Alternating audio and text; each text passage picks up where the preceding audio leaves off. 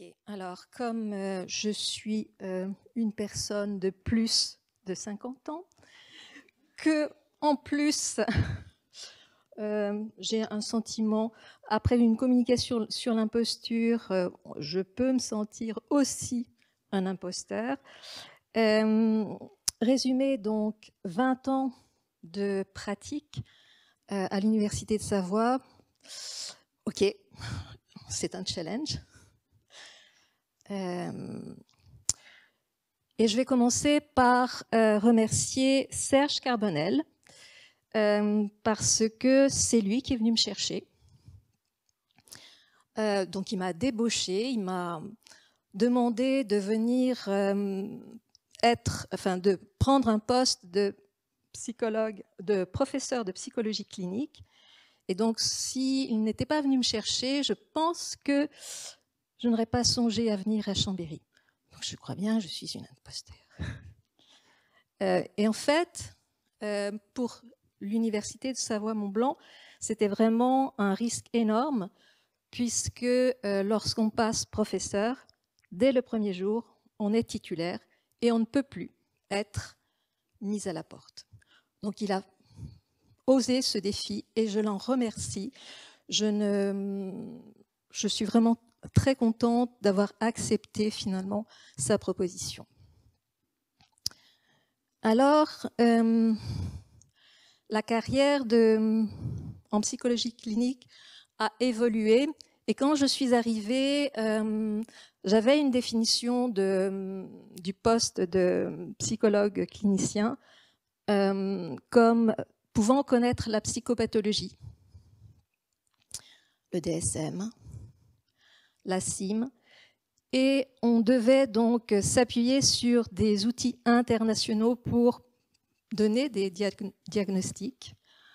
On devait aussi, pour un psychologue, connaître tous les outils d'évaluation clinique, à condition que ces outils soient étudiés au niveau des propriétés psychométriques et avoir vérifié cela. Et puis naturellement, normalement, lorsqu'on a en face de soi un patient et que l'on propose une thérapie, vous ne pouvez pas suivre votre intuition clinique. Normalement, vous devez appliquer des protocoles qui ont fait la preuve de leur efficacité. Et on demande à nos étudiants et aux professionnels d'appliquer ce qui a fait la preuve de l'efficacité et de ne pas faire selon son bon vouloir. Et enfin, donc, chacun doit vérifier sa propre efficacité, c'est-à-dire que chaque patient arrive, est évalué et on vérifie qu'on a été efficace avec des outils de mesure connus.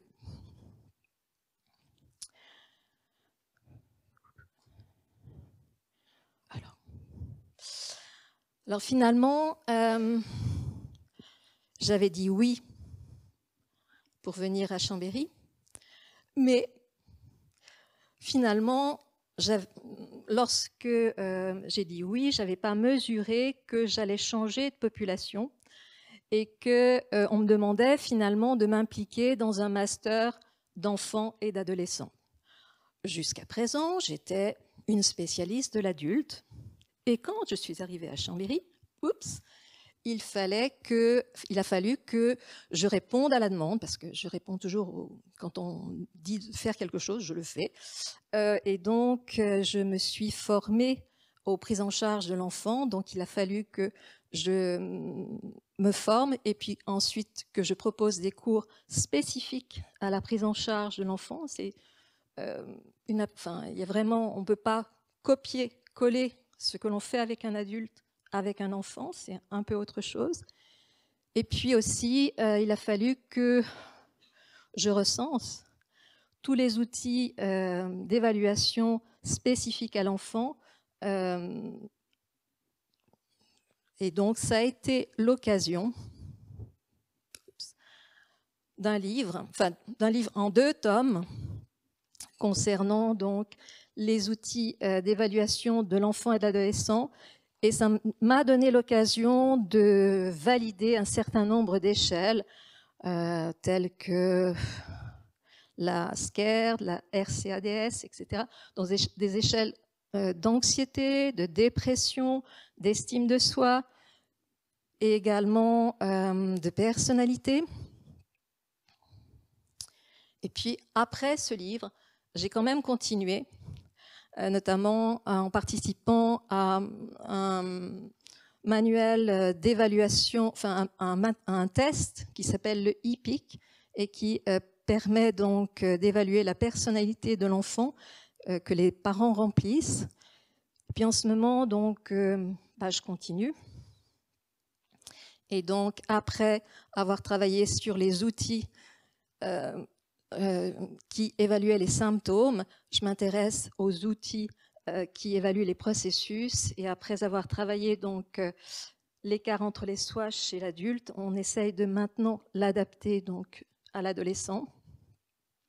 Et puis la dernière étude que je suis en train de réaliser, c'est concernant une échelle de PTSD, donc d'état de stress post-traumatique chez l'enfant.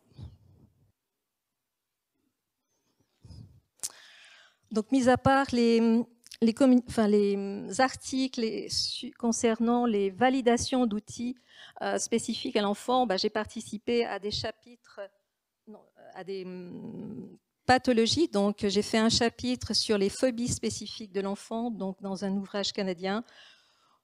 J'ai participé à un programme sur le refus scolaire anxieux avec Hélène Denis, qui est donc au CHU de Montpellier.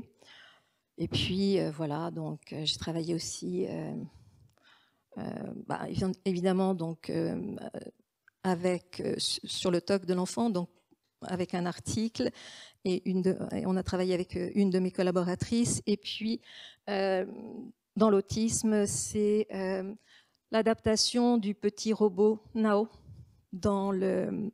pour l'imitation des enfants autistes. Alors c'est plutôt Sandra Cazarin que j'ai dirigé là-dessus.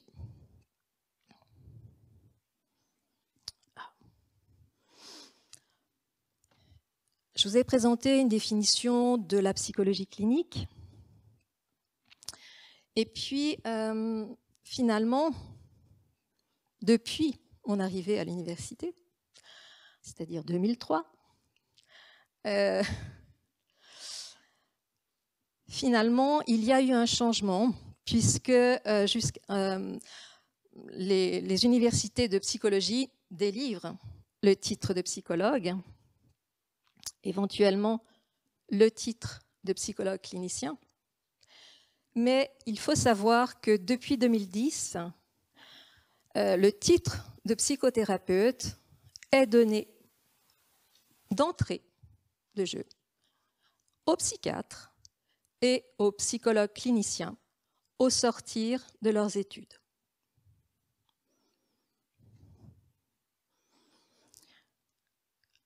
Donc la particularité française, c'est en Europe différent, mais en France, il n'y a aucune obligation pour former des psychothérapeutes spécialisés dans un courant thérapeutique, quel qu'il soit.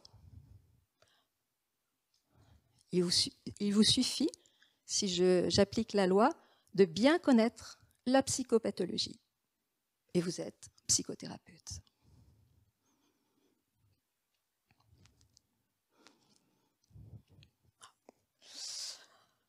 Donc, personnellement, je m'oppose à ceci. Je ne pense pas qu'un master professionnel forme à la psychothérapie. Il forme au titre de psychologue, au métier de psychologue.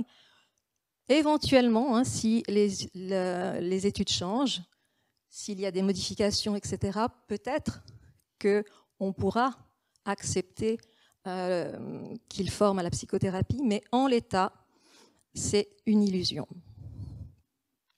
Donc devenir psychothérapeute, ça doit être une formation dédiée.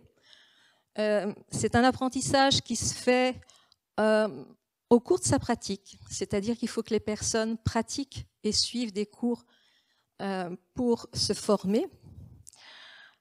Les cours théoriques de cette formation sont interactifs et expérientiels, et on demande aux étudiants qui se forment,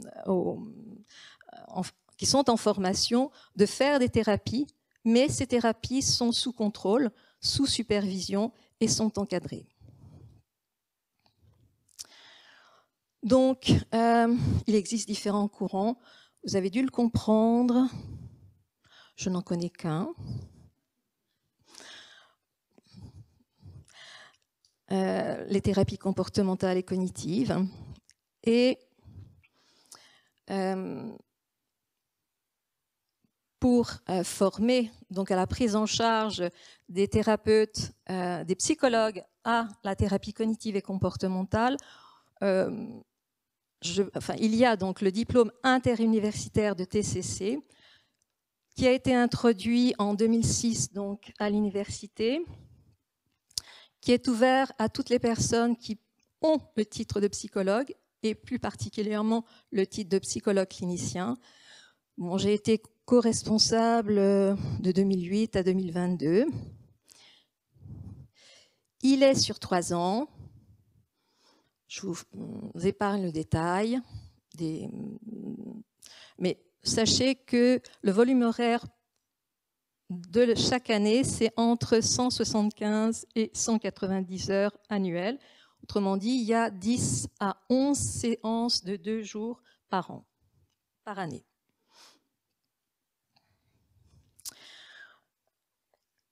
À mes yeux, donc, le DU est presque aux normes européennes, puisqu'il a un nombre d'heures suffisantes, un nombre d'années suffisantes, etc.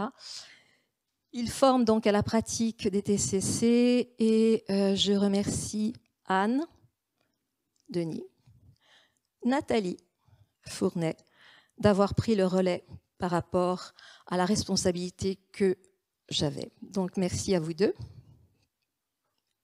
J'ai changé de population, hein. Je me suis intéressée aux enfants, j'ai travaillé avec les enfants, je me suis formée à la prise en charge des enfants en 2003. Et puis j'ai quitté un métier de psychologue où je voyais des patients, je faisais des thérapies, éventuellement je faisais de la recherche clinique, pour intégrer un poste de professeur des universités où les missions d'un enseignant-chercheur, c'est d'enseigner, oui, de faire de la recherche, oui. Bon, il y a aussi beaucoup d'administratifs. Et il me manquait quelque chose. Donc, pour retrouver l'accès à des personnes souffrant de pathologies,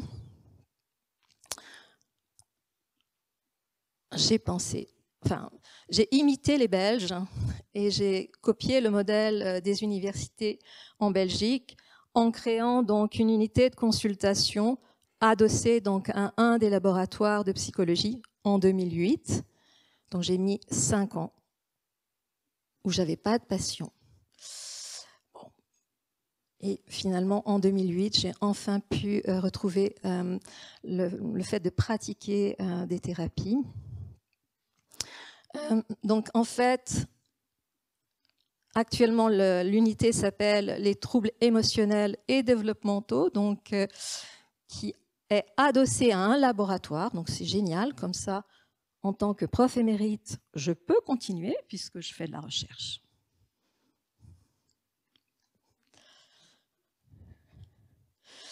Un bref historique, hein. En 2008, c'était l'unité de consultation psychologique spécialisée des troubles émotionnels. Et puis, lorsque j'ai changé de laboratoire, donc j'en ai profité pour créer, avec l'appui de Serge Carbonel, donc non seulement continuer l'unité des troubles émotionnels, mais aussi de créer une unité de troubles développementaux, Ce qui fait qu'il y a maintenant 2 équipes, une équipe centrée sur les troubles émotionnels et une équipe centrée sur les troubles développementaux. On a 3 objectifs pour la consultation. Le premier objectif, c'est vraiment la recherche. Donc, c'est faciliter la recherche clinique, notamment la psychopathologie cognitive et développementale, en ayant accès à des sujets qui souffrent de psychopathologie ou de déficit cognitif. Donc, c'est permettre qu'à l'université, on puisse recevoir des patients ou des enfants qui souffrent de troubles développementaux. Et ça, je dirais, c'est important pour les enseignants-chercheurs, mais aussi pour les doctorants que nous encadrons en psychologie clinique, parce qu'ils ne sont pas obligés de chercher des patients ailleurs, et donc ils peuvent donc recevoir des patients au sein de l'université. Le deuxième objectif, c'est vraiment un objectif d'enseignement, puisque certains étudiants du diplôme interuniversitaire peuvent prendre en charge des patients en thérapie, et à ce moment-là, ils sont encadrés. Mais également des étudiants du master enfants-adolescents qui peuvent réaliser des bilans psychologiques, et à ce moment-là, ils sont encadrés par Carole. Et dans les 2 cas, que ce soit pour des patients en TCC ou pour des bilans cliniques, si les patients acceptent d'être vus par un stagiaire, à ce moment-là, ils ont la gratuité des soins. Enfin, donc, le troisième objectif, c'est ce qu'on appelle le service à la population. C'est pouvoir recevoir des personnes qui souffrent de troubles émotionnels, troubles anxieux, troubles dépressifs, donc en vue d'une TCC. Donc, mettre notre expertise au service de la population et également donc l'expertise de certains pour les bilans. Donc, je pense à Sophie. Donc, 2 équipes. Les troubles émotionnels, c'est ouvert aux enfants et aux adultes. Les troubles développementaux, c'était au début tout à fait ouvert, enfin seulement ouvert aux enfants, et puis peu à peu, il y a de plus en plus d'adultes qui demandent des bilans. Voilà la liste des collaborateurs, donc des troubles émotionnels. Les petites étoiles, c'est simplement que ce sont des enseignants-chercheurs de l'Université Savoie-Mont-Blanc. Certains ont la spécialité qu'enfants, et puis d'autres, c'est adultes-enfants. Au niveau du fonctionnement, donc, on a un secrétariat qui prend les appels téléphoniques, relève le courrier, et éventuellement, donc, un rendez-vous est fixé si c'est un problème complexe. Sinon, il est directement orienté vers un collaborateur ou une collaboratrice. Nous avons des spécialités, je ne vais pas m'attarder là-dessus. Ce qui me réjouit, c'est qu'au tout début, j'étais la seule enseignant-chercheur à participer, et que maintenant, vous avez vu que qu'il y a plusieurs enseignants-chercheurs dans l'unité. Pour moi, c'est la preuve que finalement, ce n'était pas aussi une illusion, et que finalement, ça sert aussi à d'autres maîtres de conférences, professeurs, de pratiquer leur enseignement. En tout cas, les étudiants apprécient beaucoup parce que on leur sert de modèle, hein, et j'ai l'impression que dans les cours, notre parole est un peu plus écoutée parce qu'ils savent qu'on pratique et ils peuvent vérifier que ce qu'on dit, on le fait.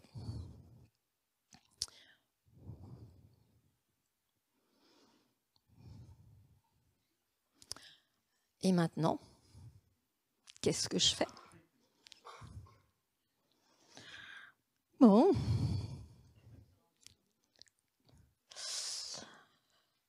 Alors, on a commencé tout de suite par ce que je fais maintenant. Donc, en fait, il y a une évolution vraiment dans au niveau des prises en charge, au niveau des idées concernant qu'est-ce qu'il fallait traiter. Au tout début, quand on enseignait les thérapies cognitives et comportementales, on enseignait aussi des protocoles de thérapie qui étaient adossés à un trouble mental, la dépression, le TOC. Et puis, au fur et à mesure que le temps passe, on s'aperçoit que les patients sont comorbides et que finalement, s'ils présentent 3 troubles, est-ce qu'on va faire 3 thérapies les unes après les autres? Et donc, au final, on a changé donc notre vision des choses et on s'intéresse on se focalise donc sur les processus transdiagnostiques responsables des troubles mentaux. Donc, vous en avez ce matin entendu parler par Pierre Philippot, par Céline Bayens. C'est ce qu'on appelle l'équipe Changreloup. Et donc, un ouvrage va bientôt paraître en 2024. Bientôt, c'est l'année prochaine quand même. Comment bien conceptualiser des cas cliniques? Et donc, il y a Céline Douillez, Pierre Philippot, Céline Bayens et Nathalie Fournet.